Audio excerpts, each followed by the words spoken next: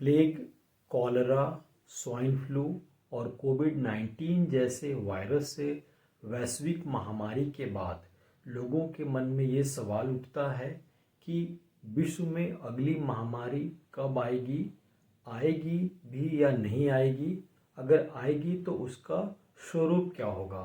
तो आज हम इस वीडियो लेक्चर में ये जानने की कोशिश करेंगे कि वैश्विक महामारी क्या आ सकती है दोबारा, और आएगी तो उससे हम अपने आप को कैसे बचा सकते हैं। कोविड-19 के आउटब्रेक के बाद विश्व के लगभग सारे देशों में इस वायरस के ऊपर कंट्रोल पा लिया गया था, लेकिन अभी पिछले कुछ दिनों से देखा जा रहा है कि चाइना में यह वायरस फिर से लोगों में दिखाई पड़ने लगा है और नए केस आने लगे हैं। इसका मतलब है कि यह वायरस अभी भी हमारे आसपास परसिस्ट कर रहा है। विश्व के वैज्ञानिकों का ऐसा मानना है कि जो अगली वैश्विक महामारी होगी वो नेक्स्ट 10 ईयर में कभी भी आ सकती है। ऐसा इसलिए अनुमान लगाया जा रहा है क्योंकि स्वाइन फ्लू और कोविड-19 के बीच जो गैप था वो लगभग 11 साल का था। यानी कि एक पैंडेमिक के बाद दूसरा पैंडेमिक इस पृथ्वी पे जो दिखाई दे रहा है उसके बीच में 10 साल का लगभग गैप पाया जा रहा है। और दूसरी बात यह है कि जो वैश्विक महामारी की बात होती है तो क्या अभी जो नेक्स्ट जो वैश्विक महामारी आने की संभावना है उसका स्वरूप कैसा होगा।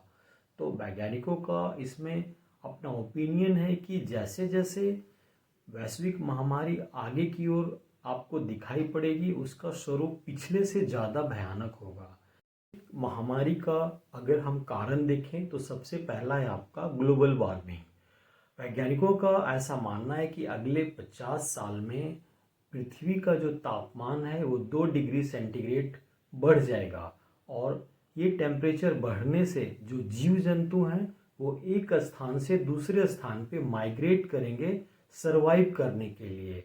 और जब वो माइग्रेट करेंगे तो अपने साथ जितने भी माइक्रो ऑर्गेनिज्म हैं, खास तौर से पैथोजेनिक माइक्रो ऑर्गेनिज्म, वो कैरी करेंगे और वहाँ जो ह्यूमन पॉपुलेशन है उसको ये इन्फेक्ट करेंगे।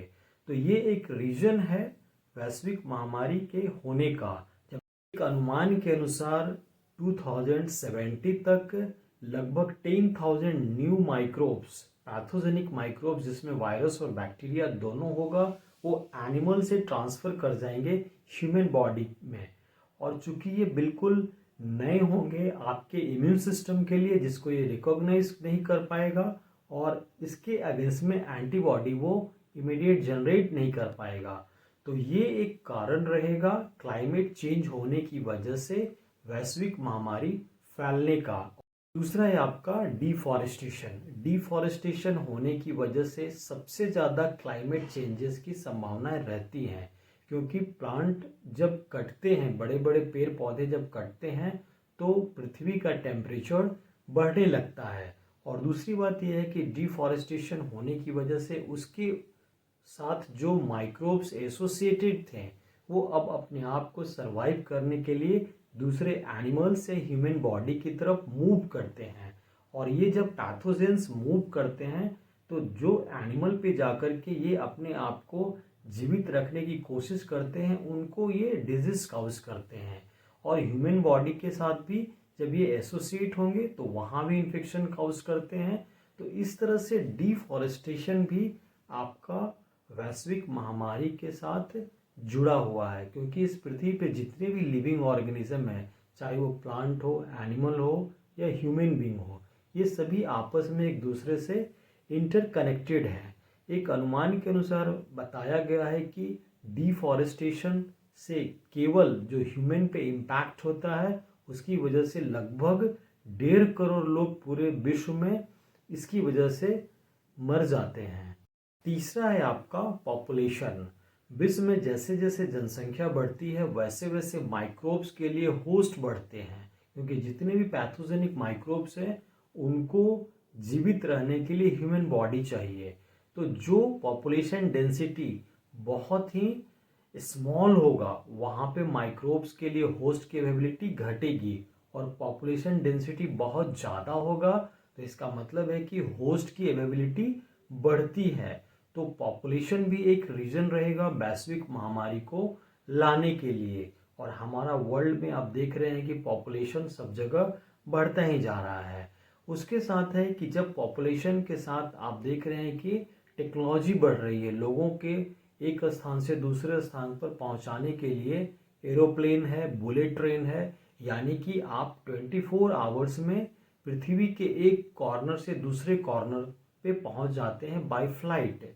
तो यानी कि 24 घंटा में जो आपका movement from one place to another place हो रहा है, इससे भी इन्फेक्शन की संभावनाएं बढ़ती हैं। जैसे मान लिया कि किसी आदमी को यूएसए में कोई वायरल इन्फेक्शन हुआ और वो आदमी अगर ट्रैवल करके एशिया कॉन्टिनेंट में सपोज कीजिए इंडिया में ही आ जाता है, तो 24 आवर्स में ही वो वायरस अमेरिका से इंडिया में आ गया।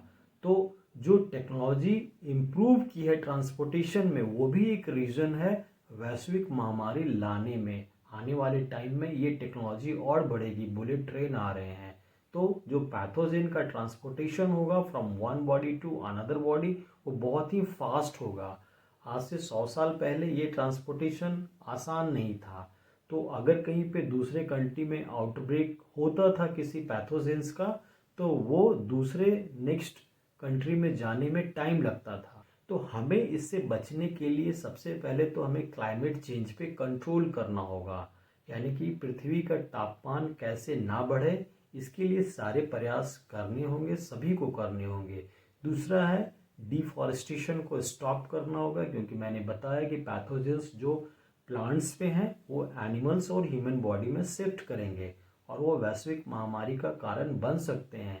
जैसे आप कोविड-19 में अभी तक जो भी फाइंडिंग आए थे उसमें ये बताया गया था कि ये बैट से यानी कि चमगादड़ों से ह्यूमन बॉडी में ट्रांसफ़र हुआ। तो आपके सामने एविडेंस है कि कैसे एक जो मैमल्स हैं बैट, उससे ह्यूमन बॉडी में पैथोजेंस ट्रांसफ़र हो गए।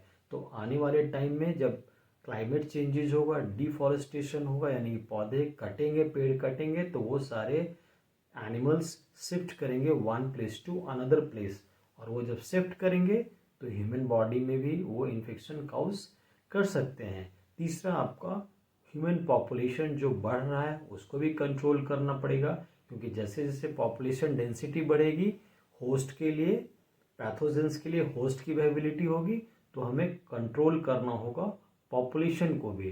तो ये 3 चेक पॉइंट्स पे अगर हम काम करें तो वैश्विक महामारी को कंट्रोल किया जा सकता है आउटब्रेक के बाद भी।